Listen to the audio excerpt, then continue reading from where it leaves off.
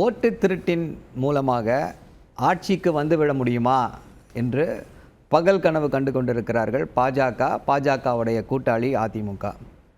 அவங்களால இப்போ இருக்கக்கூடிய சூழ்நிலையில் கண்டிப்பாக தேர்தலில் ஒரு நியாயமான முறையில் சந்தித்தால் வெற்றி பெற முடியாது என்பதை நன்றாக அறிந்திருந்து, இதே போல் பீகாரில் என்ன செய்தார்களோ அதையே இந்தியா முழுக்க, அதுவும் குறிப்பாக தமிழ்நாட்டில் செய்து காட்டிட வேண்டும் அப்படின்ற அந்த ஒரு நோக்கில் இந்த எஸ்ஐஆரை அனௌன்ஸ் பண்ணியிருக்காங்க.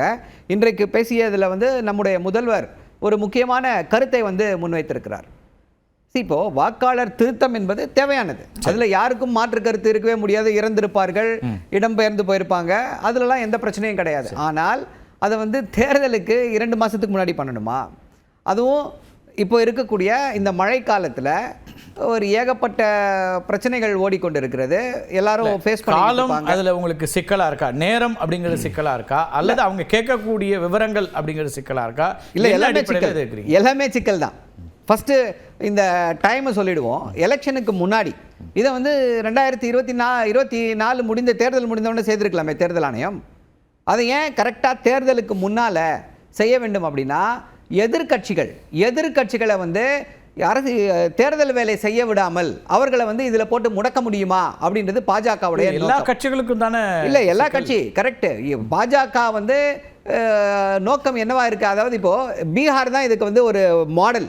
ஏன்னா பீகாரில் என்ன செய்தார்களோ அதைத்தான் இந்தியா முழுக்க எதிர்கட்சிகள் ஆளுகிற மாநிலங்களில் எல்லாத்திலையும் செய்து முடிக்க வேண்டும் என்று நினைக்கிறார்கள்.